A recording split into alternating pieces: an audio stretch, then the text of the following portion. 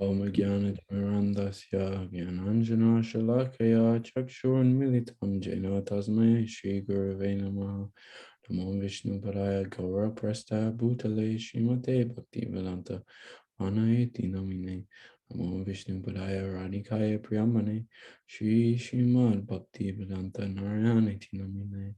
Namo Vishnu Padaya Krishna Prastaya Bhutale Srimate Bhaktivedanta Swaminiti Namine Vancha Kalpaturvescha Kripa Sindhuvaeva Cha Patitanam Pavnebhyo Vaishnavebhyo Namo Namaha. Shri Krishna Chaitanya Prabhu Nityananda Shri Advaita Gadadhar Shivasari Gaura Bhaktavinda.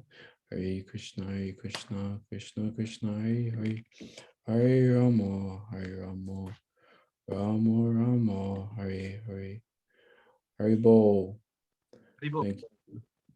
Thank you everyone for coming, for attending our final live cleanse session.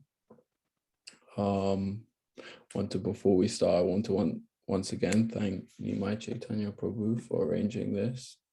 We're really grateful. I feel like I've already got a lot out of it so far, in terms of as well potential foundations for long-term benefits. So I know some people watching this video may not have even began the cleanse and are still on the fence. I would really recommend it.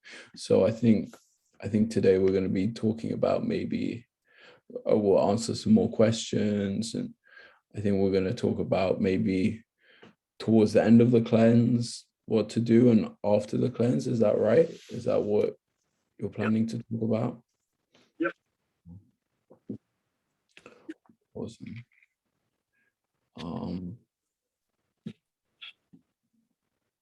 Okay, so when you're ready, you're welcome to begin. Oh, what structure do you want to do? Do you want to do again where you talk a bit and then questions, and then? Yeah, and I'd love to. Does anybody have anything they'd like to share before we start? Just sort of any experiences or anything they've learned or anything they're getting out of it, just how they're doing. It's sort of voluntary. If there's a couple of people who want to share something, maybe raise your hand. Excuse me, raise your hand, or someone can. Anybody have any questions or want to share anything first? Dilip Prabhu, do you want to? Dilip Prabhu, go for it. Hey, thank you, Prabhu. Thank you to see you. Yeah, what I'd like to share is that I'm not doing the cleanse fully, but I am taking a lot of the value and the principles of the cleanse as something that I'd like to integrate gradually over a long period of time. At some point, I'd love to do the cleanse, in its entirety, but that's the first thing to say. I'm reduced. Some of the benefits I'm getting are I'm reducing my sugar intake. So normally I'd have, say, 4 cups of tea. I'm probably having 2 more green tea, pumpkin seeds, things that I know are really beneficial, but I'm actually doing those things in the last few days, which is great. I'm feeling a bit less energetic though, because I'm reducing my sugar intake, and I'm feeling a bit, what's the word? I don't know if it's hypoglycemia, so I've got it checked. It seems to be okay, but I think I need to look into that as I, go into a different regime. Yep. So I want to be mindful of making the change. I've bought some of the herbs that you've recommended, and I've got them on my shelf, and I don't know whether I should take them all or one at a time to see which one's having which effect. I think the shakes are fantastic. The smoothies are amazing, added value to what I was doing before. So lots and lots of great things, but I think essentially it's about how to, use these principles. I bought your book as well. So, I really want to integrate this over a long period of time, and I appreciate it so much. I've got a few questions later. I'm sure other people have too, but just want to say thank you again so much, Prabhu, for your wonderful dedication over many years and your desire to help us in this way. It's really great. Thank you. Thank you so much for that. One thing I could offer, if you want to put in the herbs that you got in the WhatsApp group, are you part of that? Sure. Yeah, so maybe just put that and I can make a response, Okay. that and make a recommendation. The other, it's very common when somebody decreases sugar and caffeine to have a couple days that they're feeling a little bit low, Okay. a little sluggish, a little tired, maybe even a low mood, like the mood might drop a bit, so it's to be expected. And what often happens is once you come out the other side and stabilize, it's a little vata actually. It's like a transition from one way of being, and then you're going through you're just sort of yanking something that your body's used to. Yes. Especially if it's a little stimulating, then, it takes a little bit to adapt to that. And Sure. generally, once we adapt, so many people over the years, for example, are so amazed that I can't even imagine. I have more energy now that I'm not drinking coffee, for instance. A lot of people say, now usually I end up going back to coffee anyway, to some degree, but not nearly as much. Like I know this one woman was drinking, a lot of coffee, and then she stopped and she had more energy, and then she started going back to coffee, but she went back to drinking this much coffee again. And I said, well, find that point, like it's like a medicine for you. And she found out half a cup of coffee for her was all she really needed to get going. She didn't need the rest of the 16 ounces. Do you know what I mean? That some people kind of, so anyway, so, it's a natural thing. And it may be that you could benefit from a couple adrenal herbs, like rhodiola, ashwagandha, something like that, just to kind of support a little bit more. And that will also support blood. Those adrenal herbs will support stable blood sugar also. Right. So, I got the ashwagandha and the rhodiola you're recommending as well. Do you think I should be taking the gymnema as well? Maybe. Maybe if you really have a blood sugar issue, it may not be a blood sugar issue due to the pancreas. It may be more, how your body's creating energy. It may be a little bit different. So you can try gymnema, but it may not be like a pre-diabetic issue or maybe, so I don't know. You can certainly. Yeah, maybe I'll just try the ashwagandha and rhodiola to start with, because that's the concern, is I've got these things and I'm not sure whether to put them all in the mix, and then I don't know which is having which effect. Well together, they go well together. Okay, great. Thanks, Prabhu. No rhodiola at night. It might keep you up a little bit.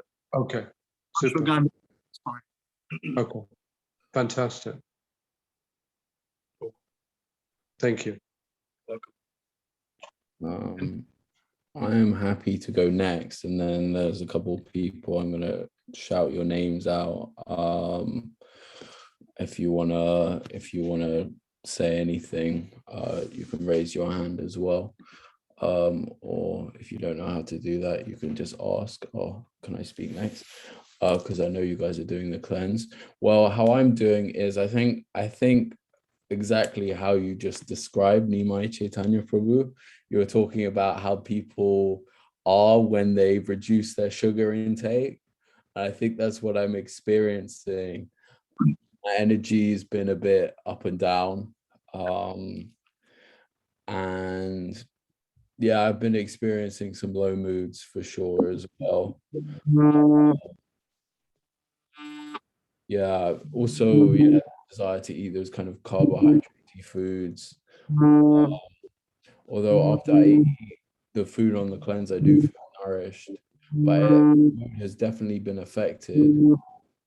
So, yeah, it's good to hear you say these things, because it's making a lot of sense. And this is what I'm seeing about the cleanse, is that it's going to be valuable to take some of these things forward, like sugar, no sugar, or like very little sugar, because I can really depend on sugar and stuff. And it's kind of a problem. now I'm not doing it. I'm seeing like the periods of time when I do eat things with sugar in it, and I realize it's quite frequent. Good. Yes. So thank you for that. It's really true. And I do tell people that like during the cleanse, if you feel like taking a nap, even like a 10-minute, 15-minute, half an hour nap during the day, it's actually, it's a good time to give yourself permission to do that.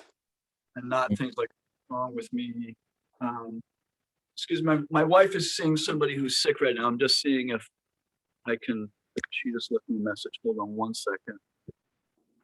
Sorry, guys. 1 second.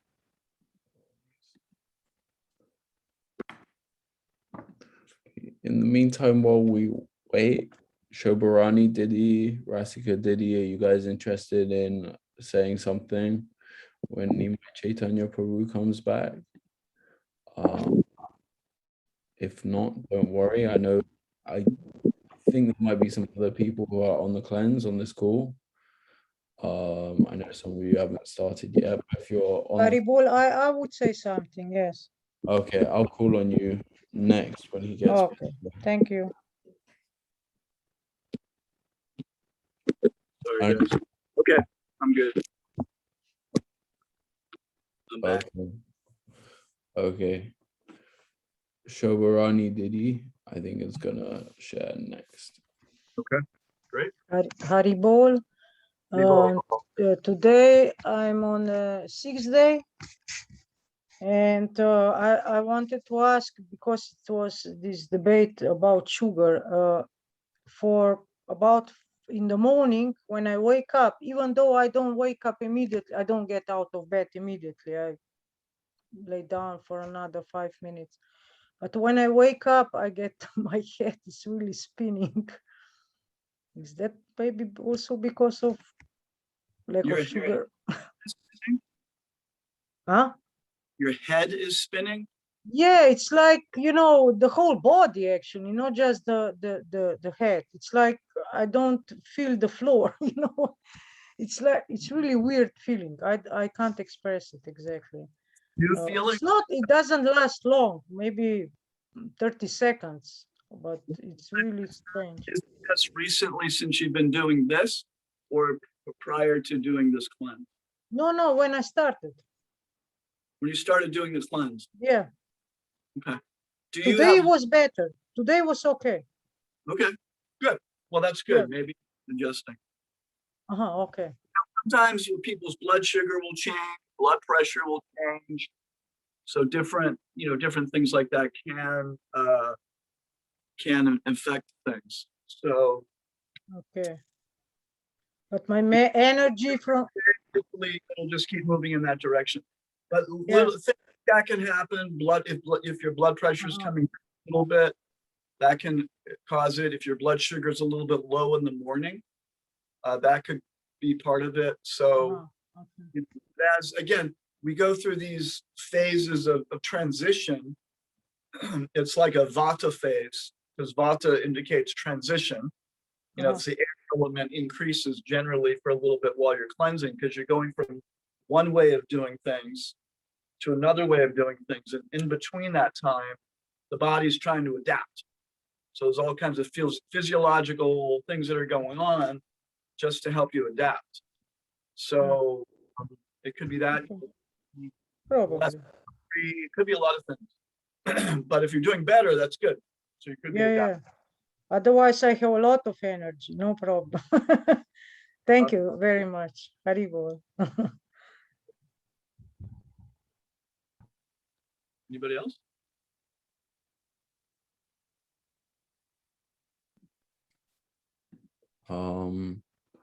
I think I'm going to take that as a no for now,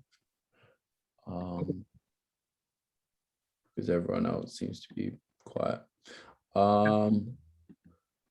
And we're also a bit short on time, so it might be because I have to go promptly at 7:30. Okay, what time is it now? It's 6:25. Okay, so we have just about an hour. Yeah. Okay, that's fine. So should I say something? Yeah. Now, remind me, I talked a little bit about the lungs last time, correct? Yeah. And we talked about prana, agni, ojas, ama, like that. Okay, so I'm doing another cleanse right now, so with another group, so sometimes I'm getting confused what right. Okay, so those are a couple things I definitely wanted to cover. Okay, so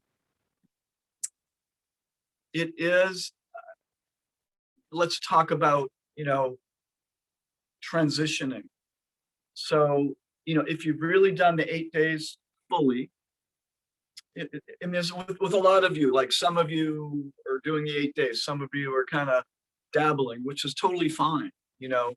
It's totally fine. Like Dilip Prabhu is already making some shifts, and ultimately, that's the intention of doing this. Really, is to make some good shifts in your orientation toward health and orientation how you take care of yourself, and some tricks and tips along the way just to keep your energy healthier and keep you healthier. And I think it's not just devotees, I mean it's humanity in general.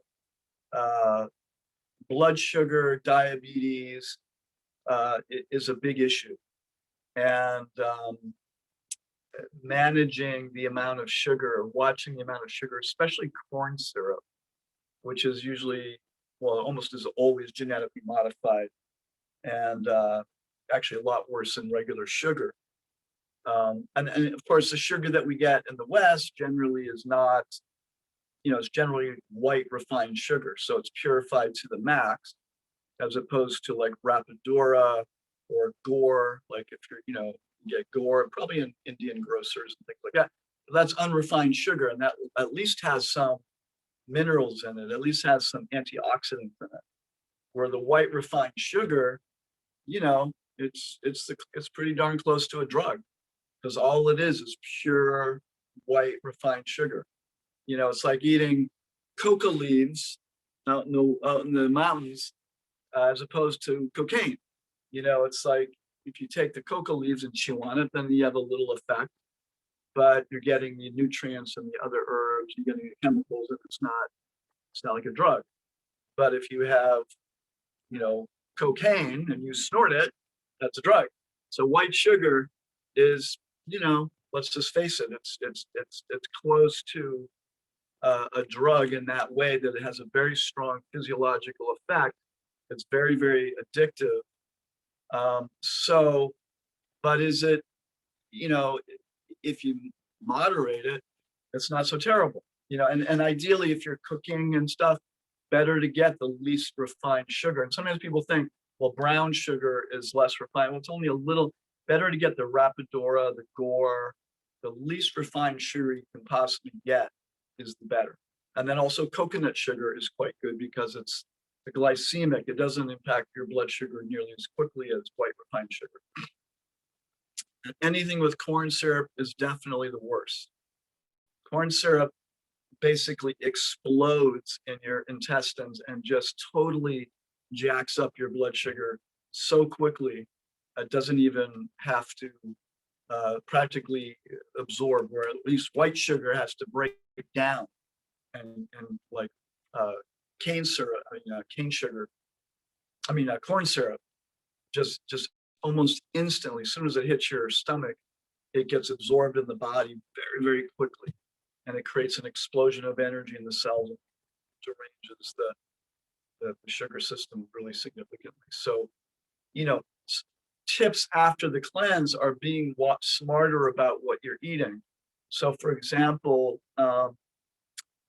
we've had people, and again, I'm talking to devotees here, but these are just examples that are useful for some devotees too, because I know some devotees drink green tea, I know some devotees drink coffee, I know some devotees we're anti-chocolate, some are pro-chocolate, whatever.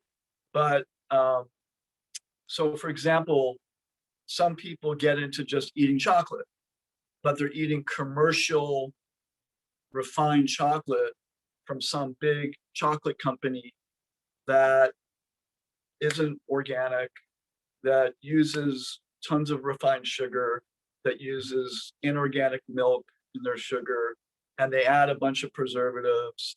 And so as devotees, we can think of that as that's tamaguna chocolate. You know, it's got preservatives, it's got all kinds of crap in it.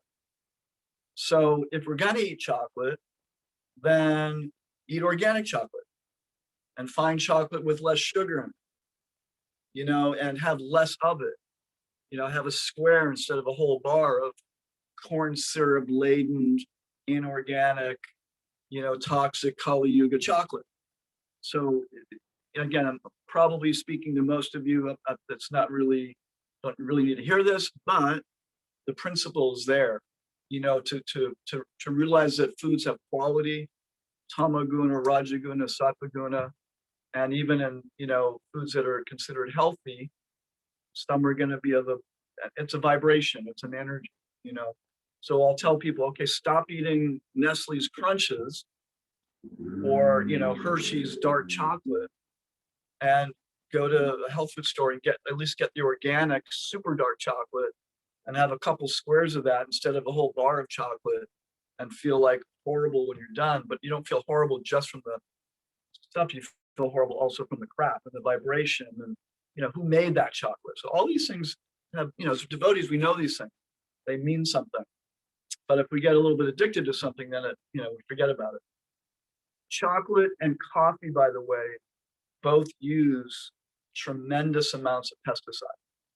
So if you're gonna drink coffee, you know, if you're gonna eat chocolate, you should really get organic, because otherwise you're gonna be getting a ton of pesticides. And even in chocolate, they find bug legs and bug parts. They allow a certain amount of bug parts per, you know, per ounce of chocolate in the inorganic world. So, you know, there's different considerations.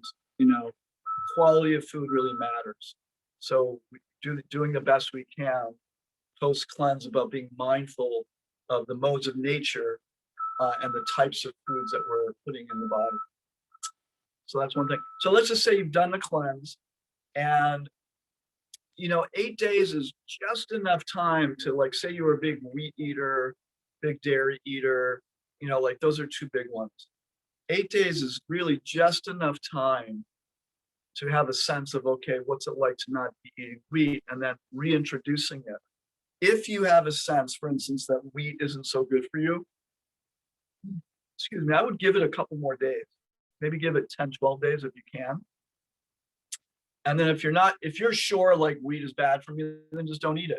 But if you're not sure, then after about minimum 8, you know, 12 days, introduce some wheat into your diet. But the trick is with after a cleanse is to only introduce things one at a time. So you wouldn't want to introduce a cookie with sugar and milk or butter and wheat all in one thing, because then you may have, you know, I get congested, or, you know, I get all jacked up, or I got irritable or whatever. You don't know if it's the wheat, the sugar, the milk, whatever. So if you can, you know, have something that's like a piece of toast, maybe with ghee on it, and just leave it, keep it simple, or, you know, something like that. Or almond butter if you've been eating almonds, and some honey, something like that, raw honey, and see how you feel. And just do that for a couple days. And also know that with food sensitivities, a lot of people don't know that you could eat something on Monday and the sensitivity to it might not show up till Wednesday, even Thursday. Because sometimes I had wheat, you know, yesterday, and, you know, a couple hours later I was fine. And the next morning I woke up with a headache, but it definitely wasn't the wheat, because I had wheat at noon and I was fine all day.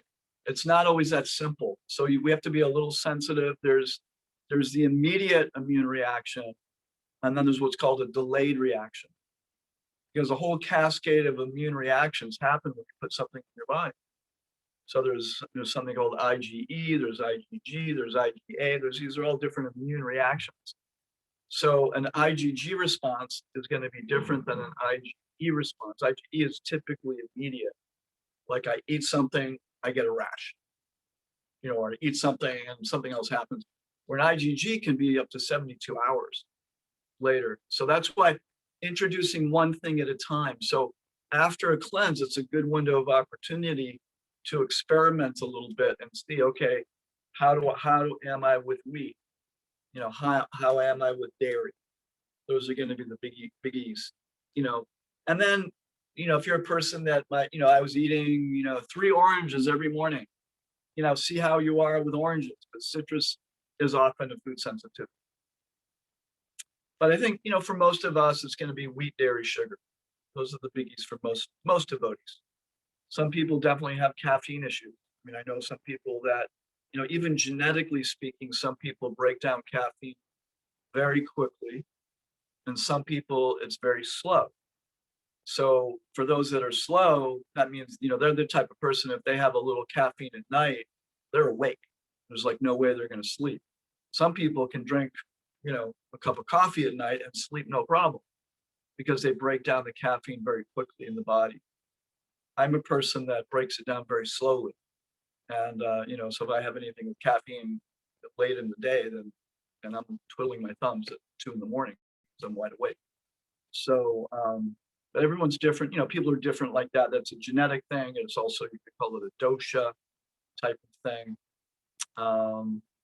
So those are important considerations. Other things with food sensitivities that a lot of people, that to keep in mind is that a food sensitivity can show up doesn't have to be physical only. It doesn't have to be only digestive. Like, okay, it gives me gas and bloating. Most people think food sensitivity means gas, bloating, something like that. It can be neurological, meaning it can affect the mood.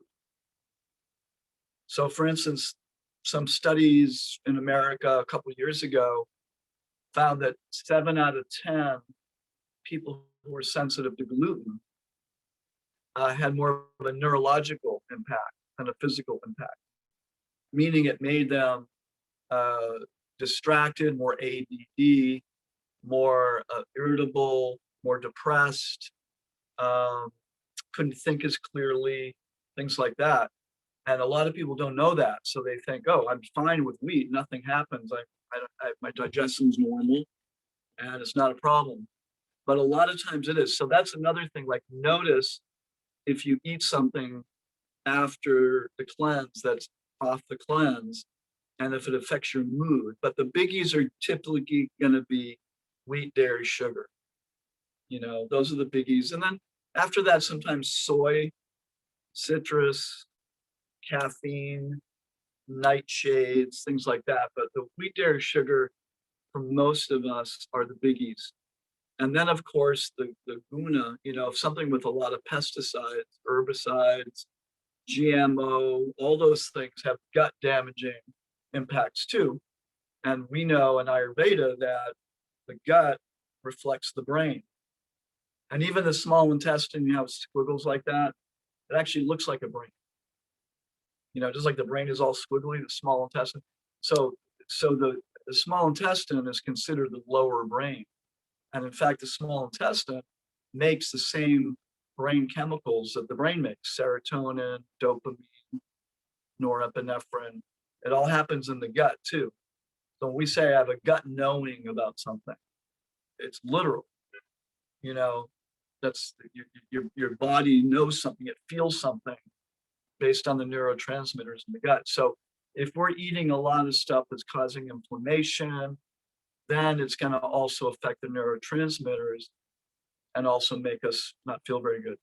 Now, sometimes with the food sensitivity, it has this other effect, which is if your body has a negative reaction to it, it will create endorphins. So temporarily, you'll get a little high from the food. Like you eat something, you have some bread, and you go into wheat bliss for a couple minutes, and then you crash. Because it's almost like the body's going red alert, injury, put out endorphins to help deal with this injury, and it feels good. And they did some studies with Native Americans some years ago, and they found, because some Native Americans found that they were very, very susceptible to alcohol. And the theory, one of the theories was that when they drank alcohol, their endorphins would shoot up very quickly, which contributes to the addiction. Because what the body's actually saying, I want those endorphins, I want those endorphins. And so you get those endorphins. And that's why some people are you know, they get addicted to exercise, which is okay, you know, but some people over exercise because they're wanting endorphins. So that can, you know, they may be needing to get those feel good chemicals in other ways too. But so those are all kinds of things to keep in mind. So after the cleanse, it's a good opportunity to integrate things slowly. Now, for those of you that who've really done the cleanse, like, you know, pretty strictly, then use that window of opportunity wisely, you know, because there's only a few times in our lives that we actually eliminate stuff like we are doing right now. I think a really good point that Dilip and Tarun Prabhu's made about being a little bit tired or, excuse me one second. Oh, sorry, guys. I'm having some office stuff today. Let me just see. Fix something. I'd rather, okay. Okay.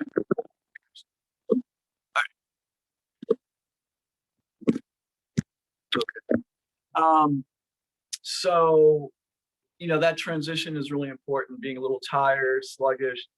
That's where, like, take a nap. You know, sometimes we don't, or we think, oh, what's wrong with me? I have to take a nap.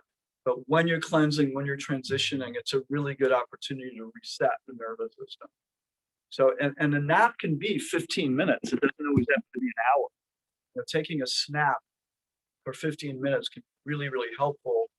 And one way to take a really effective nap, by the way, is if you lie down and put your thighs so that they're vertical and your calves so they're horizontal. So like you're maybe lying on the floor with your legs on a chair, you know, your calves on the chair.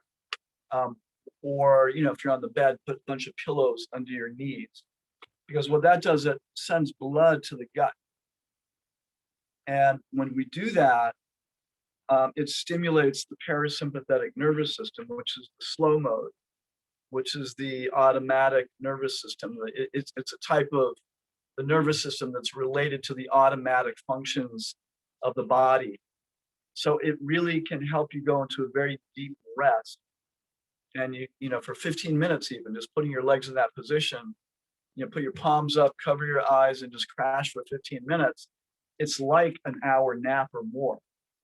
And having something like that, when you're, say you're on the computer and you're getting really tired, if you do that for 10, 15 minutes, you'll feel really rejuvenated afterwards. And you don't need to sleep for an hour or 2 hours, you know, whatever. Just make sure, for some of us, it's important to put on an alarm clock because, you know, you don't want to sleep too long during the day anyway. So those are all things to keep in mind. For those of you that didn't do the cleanses strictly, kind of like what Dilip Prabhu was talking about, is taking some pearls from what you're learning and trying to apply that into your life. Because ultimately, whenever I lead a cleanse, that's the goal anyway, is you have an experience, but then you also take some of it, extract it, and try to apply it.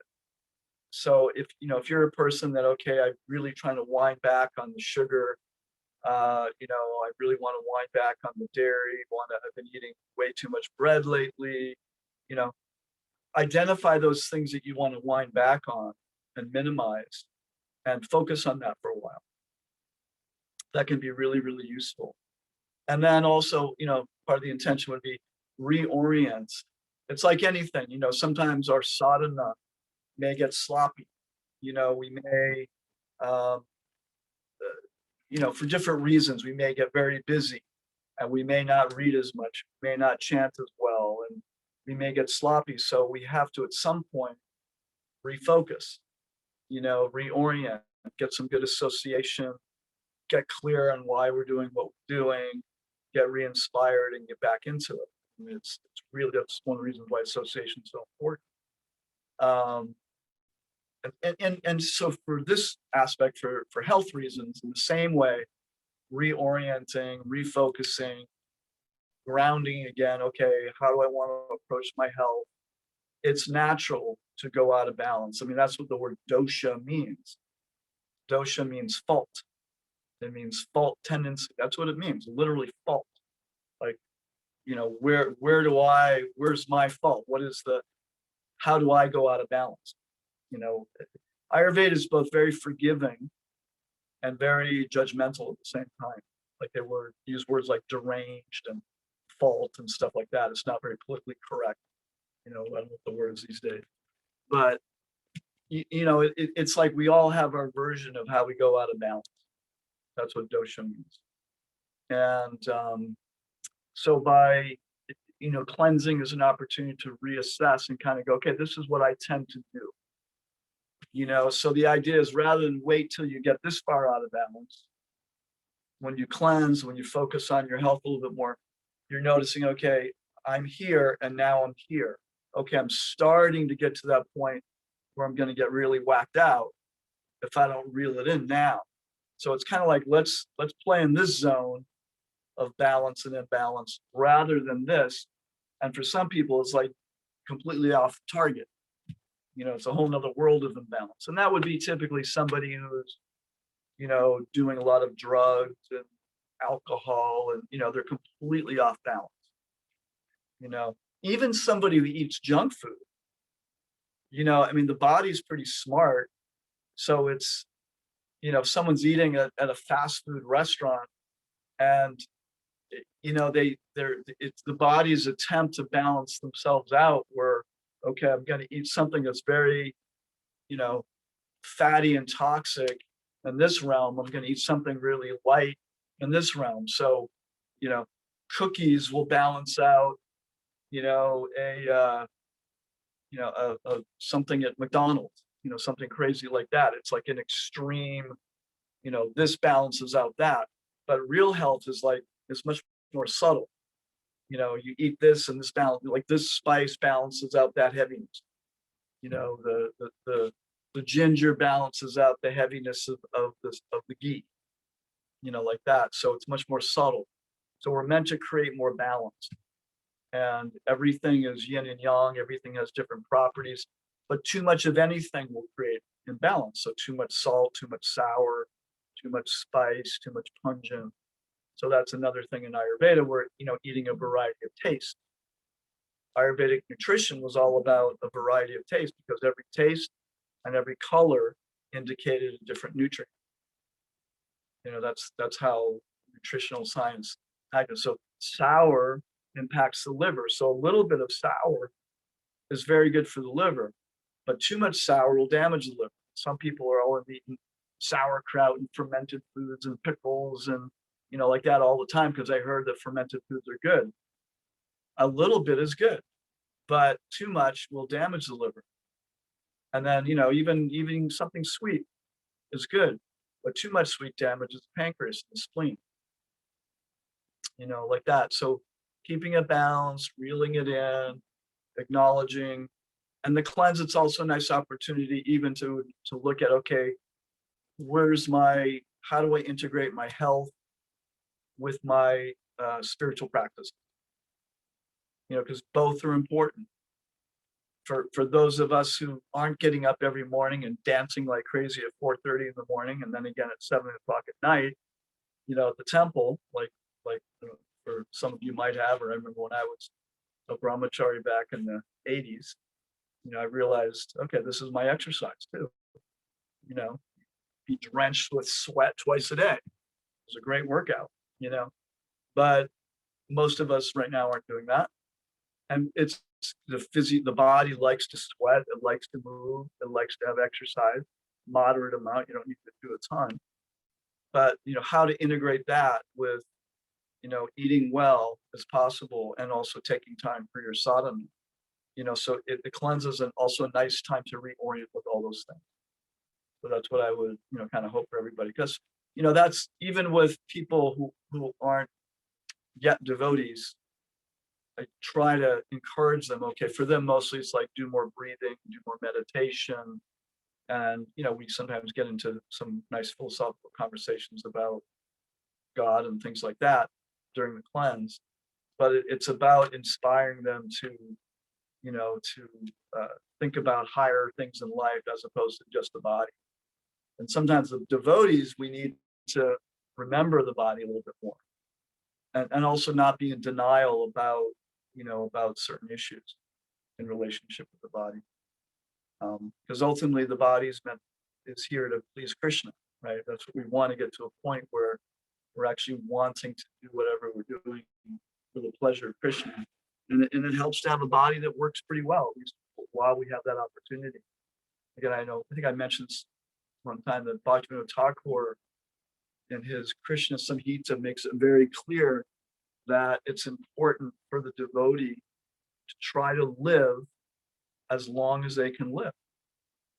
Not in an unnatural way. He says that we should try to live as long as we can live, and if we fail, there's nothing, we didn't do anything wrong. It's not like, okay, you should be punished because you didn't live long enough. No, but we should live as long and healthy as we possibly can to do whatever we're meant to do in this world, and to be able to serve, to do our service. It's our responsibility to take care of the vessel that we have. So not to overemphasize it, but definitely take care of its needs, and not do things that cause more stress than necessary, like giving it too much sugar, too much junk food, too many chemicals, too many toxins. And our environments already have plenty of that anyway, so why add more?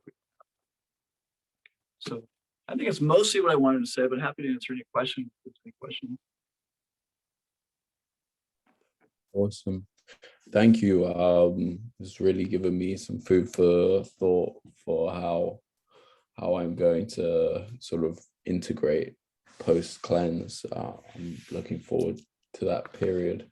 But also, yeah, especially that thing about not introducing certain things in all at the same time. For me personally, I think I'm gonna try and keep my sugar intake, even of natural sources of sugar, because I do eat organic chocolate, very low, because still I eat a lot. I eat organic chocolate with coconut sugar, but I eat a whole like 70-gram bar. So it's a lot of sugar, and I'm realizing that's why I'm in the afternoon sometimes having crashes, because often if I feel that way, I'll eat chocolate and it will give me a temporary boost. So it's interesting. So there's quite a few questions. Did you want to speak after the questions again? Is there more you want? I think we'll just answer questions. I'm good. And I'll probably just end up saying whatever I wanted to say anyway, based on the question. And I know we just another 35 minutes or so. Yeah, maybe 35. Yeah, 35. Okay, so the first question is drinking water from plastic bottles okay? What do you advise?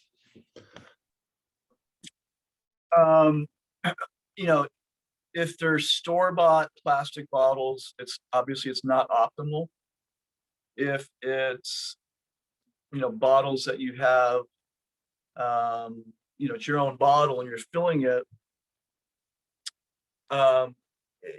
there's some plastics that are going to be better, no BPH and, different BHB, I think it is, that are, higher quality plastics. As long as the plastic is not degrading and it's not exposed to heat, then plastic and water throughout the day is, it's okay. But if the water's sitting in there for a really long time, and certainly sitting in heat, that will get some of the plastic into the water, which isn't good. Obviously, there's good, better, best. Best would be glass. That would be the best thing.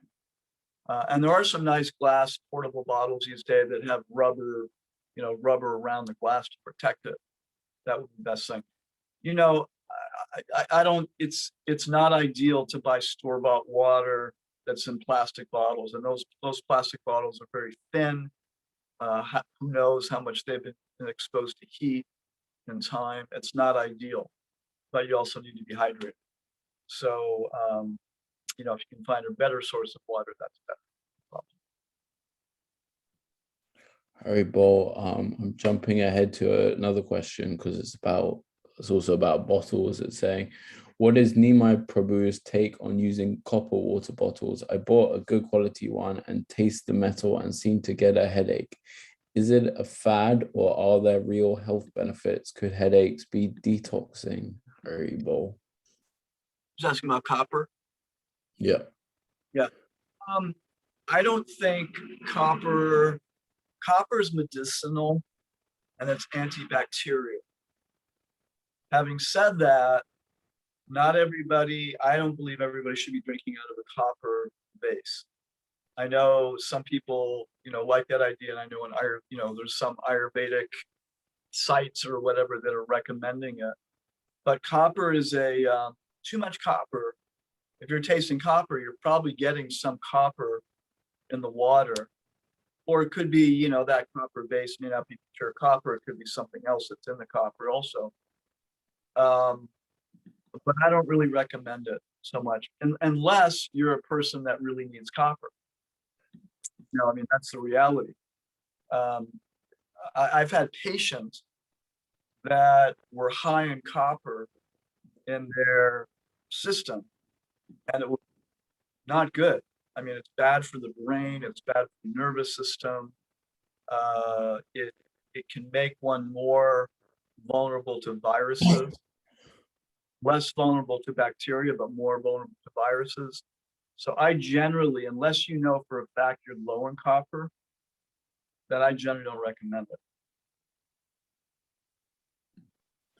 Interesting. Therefore, I think it's a little bit of a fad. It protects the water from bacteria. So if you're somewhere where you're worried about the water having bacteria in it, it does have that impact. But if you're getting some copper in the water, copper, in a good amount is okay, but in high amounts it's toxic.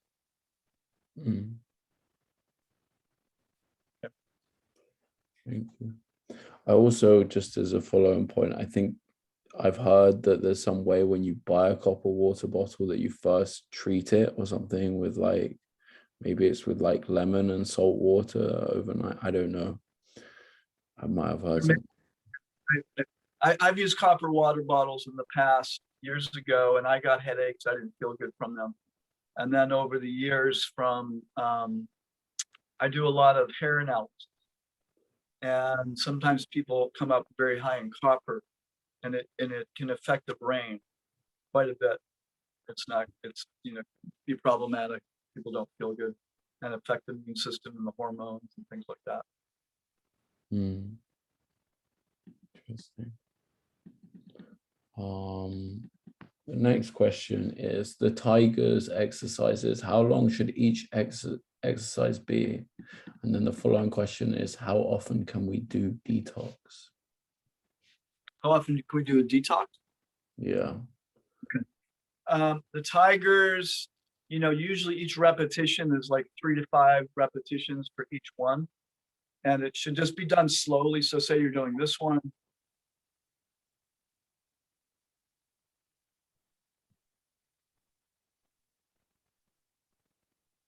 Like a nice slow speed, because you want to be tensing in both directions.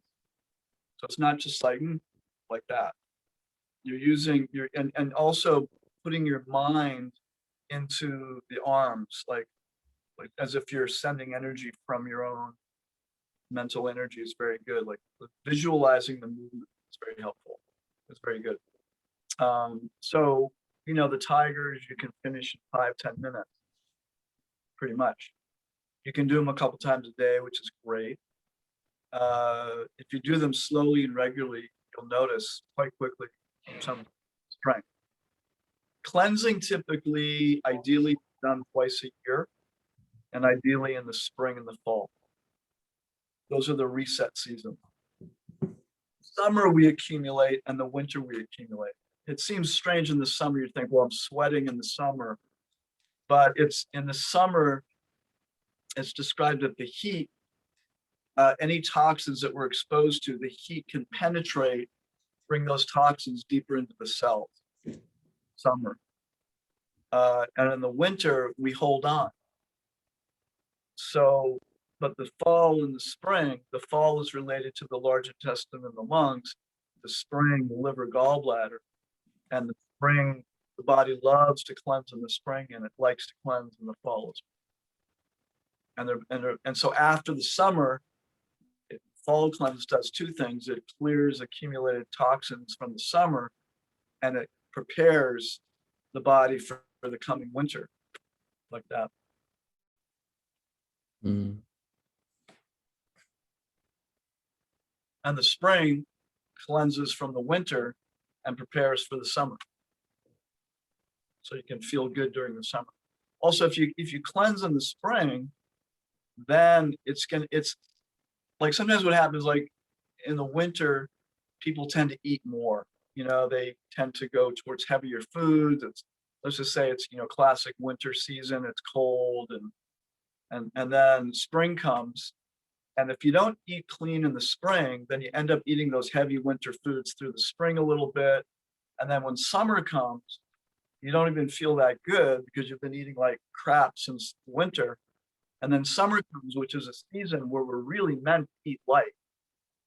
That's when we're meant to eat, you know, if we're going to eat raw, that's a good time to eat more raw food, more fruits, more veggies, more salads, eating lighter, at least the early summer, you know. And then, but if we don't sort of cleanse in the spring, then the tendency is to eat heavier even in the summer. So you never really have that time of just living off of life energy. I mean, summer is meant to be a time when you eat light, you wear less clothes, eat light, drink a lot of fluids, and you live off of the prana of fruits and vegetables, you know, of lighter grains and not having to eat as much. But if we don't cleanse, the tendency is to eat more even in the summer, because the body just has never made that transitional adaptation. Mm. Twice a year. Yeah. Nice. Okay, so we have two questions about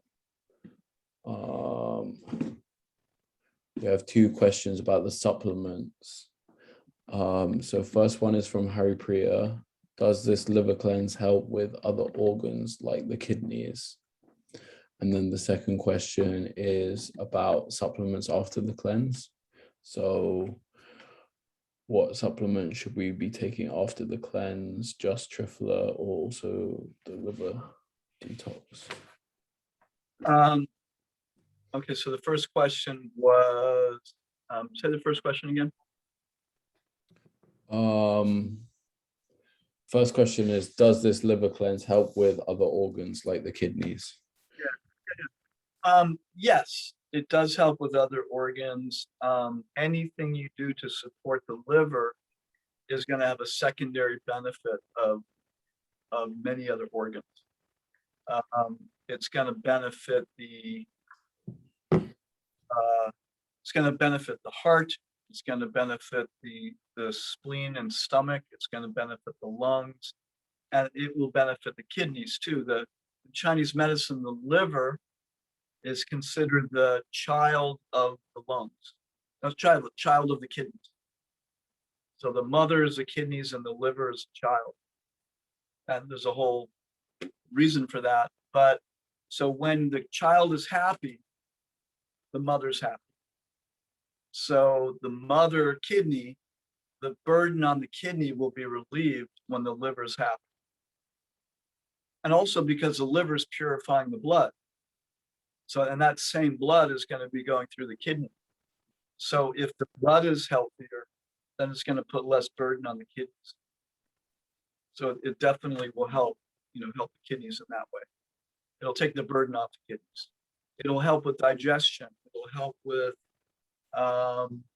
if the liver's happy, then it's going to support the stomach to be strong. And it'll support healthy enzymes getting into the small intestine. So anything we do to support the liver. I mean, there's different even schools of thought over the years in both Ayurveda and Chinese medicine where, for many hundreds of years, it was all about the liver. And another school of thought said, no, let's the whole, if we're going to focus on anything, it should be the heart. And another school of thought be, no, it's going to be anything, let's focus on the kidneys. And, in one sense, it's all true, because if you really support one, it's going to have an effect on everything else. But the liver, I would say in Kali Yuga, the liver is one of the most important, because we're exposed to so many chemicals and so many toxins that you could definitely argue that supporting the liver is going to have the biggest bang for your buck in a way, because of what we're exposed to on a regular basis.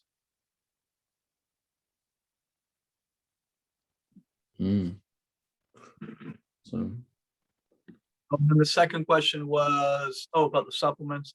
Yeah, I mean, again, there's an individual thing. Generally, like when I'm working with somebody, then I'll try to identify, okay, this person really should be focusing on liver support. But generally speaking, a low dose of a liver support herb, practically speaking, you can't go wrong with it. Because, especially living in a city, or we're exposed to heavy metals and chemicals and toxins and things like that. So a little something to support the liver makes good sense. makes sense. And Triphala, you'd recommend? I love Triphala. Triphala is a great herb. It's a great formula. It's what's called tridoshic, which means that almost like any dosha can benefit from it. The three, Triphala means three. It's got Haritaki, Bibitaki, and Amalaki. Amalaki is very high in vitamin C. Haritaki is Shiva's herb, and it's considered to be very good for the consciousness. It also is cleansing, lubricates and cleanses the gut. And Bibitaki is very nourishing for the gut. So it's lubricating, it's nourishing and healing. Haritaki helps with elimination. Amalaki is very high in vitamin C, it's very good for the blood. So it's actually a really nice formula. And it's not, in moderate doses, it's not considered a laxative. So while it might enhance elimination, it's not going to make you like dependent like on a laxative. So it has a lot of benefits. So, in one sense, a little liver support, a little Triphala, certainly a good idea. So you recommend maybe the liver support once a day still? Well, it was 2. You know that some people know that they're more exposed to toxins or whatever, then you can do it more than that. So next question from Hari Priya Didi again in New Zealand. She's saying, should amalgam fillings in the teeth be replaced? I know they aren't good for the health, but expensive to replace. It's a good question, and I'm a little bit okay, how can I answer this question? In a perfect world, yes. If the environment was such, you had the money, the time,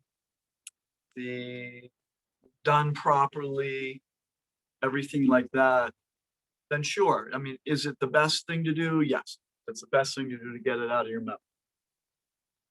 Having said that, I am of the belief at this point, after talking to a lot of different dentists and people, that one thing that is really important is that you do want to have your fillings checked.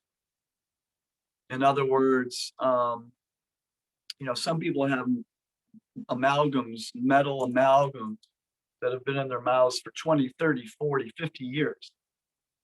And there's a good chance that there's a crack, or there's a little damage, or that it's beginning to lose they're not very well sealed.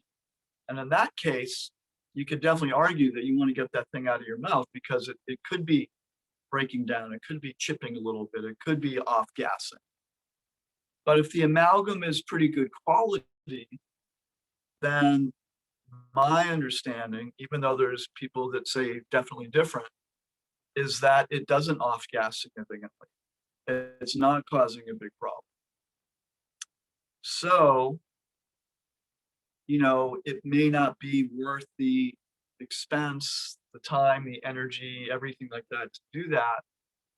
Also, I have seen people who have had their fillings removed, even under so-called expert conditions, and getting sick afterwards. So, you know, they've done the whole thing. They've had oxygen, they've taken their nutrients, they've done all the right things. They've gone to the, you know, the expert dentist in the area that knows how to treat it so that it's very safe, you know, from those things. I've had 2 patients who've gotten very sick after having those procedures done. So it makes me kind of go from being a absolutist, like I used to be on the subject, everybody should get them out no matter what, to, you know, we should look at each individual situation and you know, take it each situation at a time. But it is important to have your amalgams checked. If they're of low quality, then you want to get them out, because they're, I had an experience many years ago where I broke a tooth and I swallowed half of a big filling, of a mercury filling. And I didn't, this was before I even got into this, you know, back in the like mid 80s. And so 2 weeks after that happened, my gums blew up and my tongue got very swollen and I had like 104 fever. I had no idea what it was, no clue whatsoever. Didn't make a connection at all. And it was very strange. Like my gums, it was painful to drink water. It was really bad. And I was in Berkeley, California, and I just happened to walk by the Hanuman Homeopathic Clinic, which is one of the big clinics in America. I went in there, I got an appointment with an Indian woman, and we sat down for like 2 hours. And at the end, she said, "I'm going to give you homeopathic mercury, because whatever you have, it sounds like you have mercury. You know, you have the symptoms of mercury poisoning." And all of a sudden, I was like, "Oh my God, I swallowed a filling 2 weeks ago. It didn't even occur to me." And I took that mercury homeopathic. Within a day, I was like 80% better. It was crazy. But so, I mean, I got the experience of what mercury toxicity can be. The other thing is interesting on the other side is that because of doing hair analysis, which you just take some hair close to the head and you can send it to a lab and it shows the mineral picture that's in the body. And oftentimes people are high in mercury. But 90% of the time they're high in mercury is not because of amalgams, but because of eating fish. So almost everyone who's high in mercury, I just these days I say, you eat a lot of fish, right? And they're like, "Yeah, well, a lot, like twice a week." I'm like, "Yeah, that's a lot of fish." You know, and usually it's, you know, they're eating cans of tuna fish, which is a big thing, you know, and it's super high in mercury and it shows up in the hair very commonly. So I hope that answers that question. It's not black or white. If you can do it, if you have the time, if you have the money, but either way, you do want to check from a neutral dentist, an honest dentist, because as we all know, like there's a local dentist here, they're very good on the one hand, but basically they're wanting each and every person, no matter what, to have all the mercury taken. So if you go to them, you know you're going to spend some, you know, a lot of money. And they have a whole teaching about how it's so important to get all the mercury out. And, you know, while some of what they say has validity, it's not 100% across the board, and they scare the heck out of people too. Like, if you don't get it out, blah, blah, blah, blah, blah, you know, you're going to get this, you're going to get this, you're going to get this, you're going to get that. And I just don't believe that. And some people say you can't detox mercury if you have it in your mouth. And that's not true, because if you have a stable amalgam, there's definitely things you can do to reduce mercury from your body. I've seen it. So that's also a fallacy. People are like, it's not even worth, I've heard people say, it's not even worth trying to reduce heavy metals if you have fillings in your mouth. that's coming from a word from the mouth of a dentist who's trying to convince you that the only thing you can do is get rid of your amalgams. There's definitely things you can do to get rid of heavy metals in your tissue, you know, even if you have amalgams. So hope that was helpful. Maybe not black or white, clear, but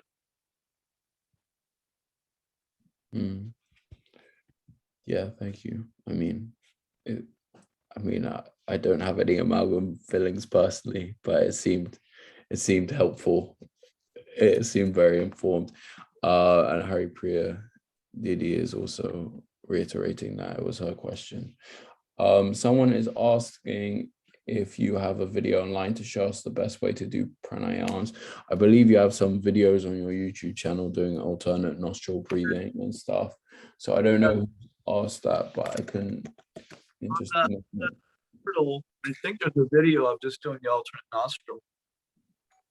But on that portal, you know, as part of the 8-day portal, isn't it? Yeah, definitely. I watched it. Yeah. It is. If they didn't get the portal, then they can get that.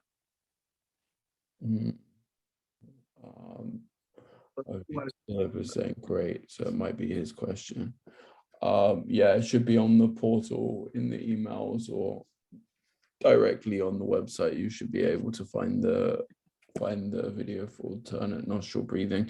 If you don't manage to find it, hit me up, I'll find it for you. Next question was my personal question, which was question of yeast on the cleanse and in general. Basically, I have B12 deficiency and I got been told to take B complex, and I recently got some new B complex, and it's, you know, with brewer's yeast for the B vitamins. And I heard someone really say some quite negative things about yeast, and you should be careful about taking yeast because it could start forming in your stomach and such. So I was wondering what your take on that is. Was this for you, Prabhu? For me, yeah. Yeah. Okay. So two things. One is there's different types of yeast. You know, there's some yeast that controls bad yeast.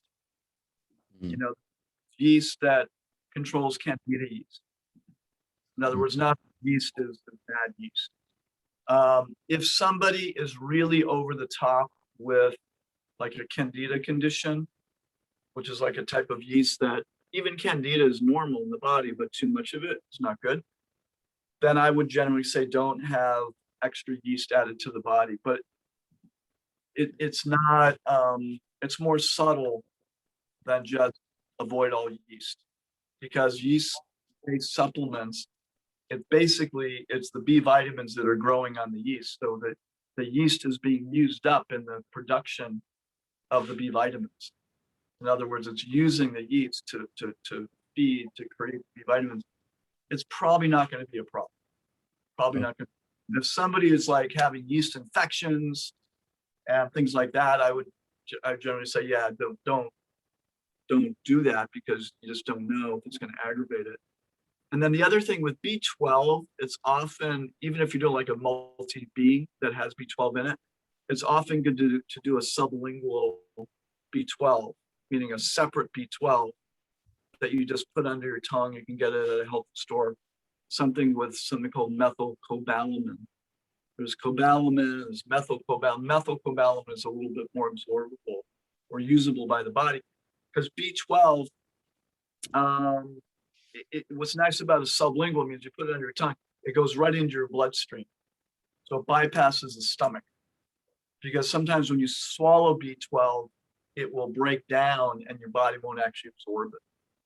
So if you're trying to increase B12 as like say, because you're a vegetarian or a vegan, I usually recommend taking a separate B12 sublingual, which means sublingual is under the tongue, once a day, in addition to your B complex.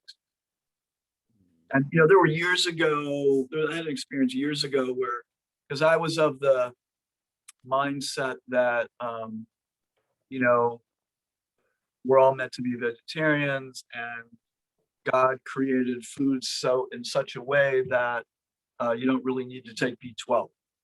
And not that everybody does need to take B12, but I was starting to get tingling in my hands and feet at some point. And I finally surrendered and just started taking B12. And within a month and a half, or within a month actually, all the tingling went away completely. Yeah. So I was starting to get a little bit deficient in B12. And again, it's Kali Yuga. I kind of had a learning moment where it's like I shouldn't be so attached to my idealism around philosophy and just accept that, okay, one, my gut probably isn't so great because I had so many antibiotics as a kid. And if you have an imbalanced bacteria in the gut, you're not going to utilize B12 as well, number one. Number two, the soil doesn't have B12 in it anymore like it used to. So I'm not getting it from the food. So, take a darn supplement. It's Yoga, and we do the best we can. So that's kind of how I think about it now. There's no shame in taking a B12 supplement. Yeah. I also heard that the reason predominantly why you get B12 if you're eating meat is because actually they're feeding the animals supplements. So you're just taking the supplement secondhand. So it's kind of the same thing. It's not like something that like is naturally being produced in the flesh of the animal. It's like, and there are, and on the other hand too, there are even a lot of meat eating people that that are B12 deficient. Interesting. Quality of their digestive capacity, and if they break it down and they destroy the B12, then they don't absorb it. So a lot of people weak digestions or bad digestions, they don't utilize B12 very well. Interesting. Okay. So I think we're sort of coming towards the end. We have like 10 more minutes. Yep. So I think, do you have, do you want me to ask, like there's some general questions, but I think it might be better to kind of move towards like the end if there's like some specific things to highlight. Sorry, go ahead. So go ahead with what? Go ahead with asking about the end and stuff. Yeah. Yeah. Yeah, I just wanted to ask, like, very specifically, I know you've touched on things in general, but very specifically to reiterate, what can people implement from the cleanse? What habits can they implement? And what should they be looking to learn from the cleanse? And what can they encourage other people around them to do that they've learned on the cleanse? Maybe people who aren't ready to take such a big commitment, but are maybe open to smaller changes. These sorts of things I was curious about. Great question. So I'll just kind of, share some thoughts based on what you're just saying. One is to take that idea of dosha and get the reality of the benefit of doing a cleanse a couple times a year. That we as living entities in this material world, we have a tendency to go out of balance. So rather than just think how terrible that is, be practical and go, okay, proactive, like, okay, I know I get out of balance, so twice a year, let's kind of reel it in, get refocused, and do some things for my health, and know that the spring and the fall are the best times to do that. Now, it's not that you can't do it in the winter, it's not that you can't do it in the summer, because reorienting is a good time no matter what. But Ayurveda is brilliant, and Chinese medicine is brilliant. That's what they've told us, and it makes a lot of sense. So one, keeping that in your mind. It's also nice because it has an element of self-forgiveness where, I know I'm going to get a little bit out of balance. Going to reel it back in.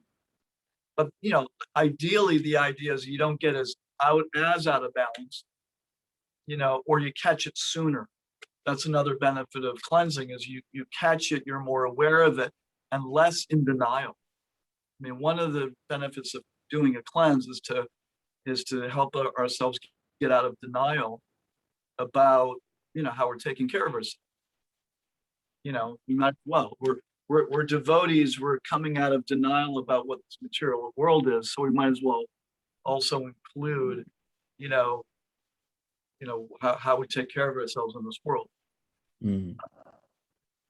So from the outside in would be, how can I integrate more health conscious practices into my life, in a practical way and as a devotee, because we're talking devotees right now. Mm. And, how can we integrate and also making the connection between, having better mental clarity, a little more steady energy, decreasing likelihood of self-imposed disease. Mm. Saying, we all have our karma. There's so many things, everyone's destined for the demise of the body at some point. But it's on us to take as good care of ourselves as we can. And if the quality of that time is better, then that's great. Somebody gave a nice example once of a candle burning, and the candle flame the whole way down is staying. So at some point, candle goes out because it burns up all the wax. So, I mean, ideally, if we can live our lives, with pretty good mental clarity, good vitality, even, at the end, okay, we leave the body, but if that candle flame is still bright the whole way, this is a good thing. So the goal would be to, keep good mental awareness, good energy, for as much of the time as we possibly can. But having more of an understanding about how the body works and how it creates energy, that's the benefit of cleansing. And also being tuned into what affects me and what doesn't. That's more self-awareness. How does sugar affect me? What do I need to do what are some alternatives? Maybe I can do a little bit of my smoothie or a little bit of greens and water in the afternoon, and that might get me through that sleepy hump. Or maybe I close my eyes for 10 minutes in the afternoon and do a little bit of, that little relaxation pose, and then feel fine and don't need to eat chocolate, something like that in the afternoon. Mm. Those are, I think, some takeaways. And also to really recognize that, we're living in very, right now, wild and crazy times, both with regards to the immune system and the amount of toxins that we're all exposed to, and to not be in denial about that. So therefore, do something about it. We're chanting the holy name because of the, we're realizing, taught in one sense, the paradigm, material world is a toxic place. So we chant the holy name, we become purified, right? So we can take some liver herbs, we can eat cleaner, we can do certain things to take care of the body in a way that makes sense in this world that we're living in Kali Yuga. And then just, I mean, just like with preaching, we have to be careful with other people, but if somebody is, eating in such a way and drinking in such a way and living in such a way that it's really clear that they're in denial of how it's impacting them. I mean, it's totally up to you and us if we want to say something, but if we care about that person, we're a friend, then we'll find a way to communicate with them and, encourage them that, look, you're complaining about how you feel. You're always in pain. You're always in a bad mood.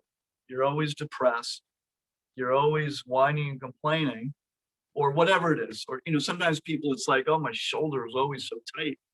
Well, you're probably eating all kinds of bad fats, or my stomach, I have acid stomach. Okay, you're eating, chips and this and that every day. What do it's like people complain but if they don't know that there's alternatives. So it's up to us. Sometimes it's tricky with habits and lifestyles and foods, but if we can encourage somebody and say, look, there's other ways of doing things so you don't have to suffer to the degree that you are.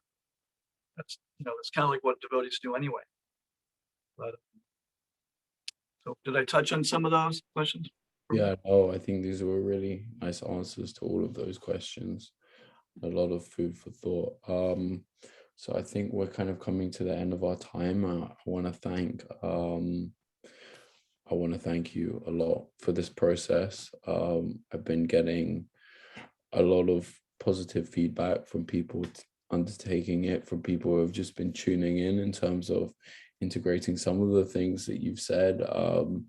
I can say personally, I can feel like this is a really important thing for me, and really kind of opening my eyes about some of my eating practices. So I really want to offer my gratitude to you primarily, first and foremost. And I really hope that in the future, there are more opportunities. I know there's one thing in the pipelines, but I hope there are more opportunities to share this. And I'm going to encourage, there are some devotees who are still thinking about undertaking the cleanse very shortly. I'm going to encourage them to do so. And I'm going to encourage, different people in my life to take these things on. So I just really want to thank you a lot. I want to thank everyone who's participated in the cleanse, asking questions, everything. It's been really great. It's been insightful. I feel like, being able to do this cleanse with other people simultaneously, it's been great. It's been great to hear from some of you whose names I see very frequently on Zoom, but never really hear your voice, and it's nice to hear from you guys. And I hope we'll be able to connect more. I want to thank Yashoda for his Zoom. I want to thank Janardhan Prabhu, who made really beautiful posters for promoting the cleanse. Are really, really beautiful. I want to thank him, and I want to thank our Guru Varga. I feel like they are very pleased by us, trying to take care of our bodies in service. And I hope that we can continue. I mean, I know personally, my Gurudev is so particular about what he eats for the sake of his health. So particular. So sorry, can you wait a few minutes? Sorry, someone's trying to come in. Can you wait a couple of minutes? I'll be down in 2 minutes. So I want to, so yeah, I think it's so important what we're doing. So I just want to say a big thank you, Haribol. Yeah, I want to thank you too, Tarun Prabhu. You were really, really helpful, and I was so impressed how you pulled it together and shared all the information with everybody. So thank you so much for doing that. It's a really nice experience for me to have that kind of support. So I really appreciate it. Very, really. And thanks to Yashoda, and thank you all devotees for participating. And it was really, really wonderful for me to share this with all of you. And I hope that you all got something out of it, whether it's just a couple of pearls or something significant. And I hope to do this again in the spring. I'm happy to do it again, and Yashoda and Tarun and I will be talking about our Upadesh Amrita cleanse that we're going to be talking about at some point. So we'll let you know more information about that too. That'll be exciting. I'm very excited for it. I've just only heard a little bit about it, but I'm super excited. So yeah.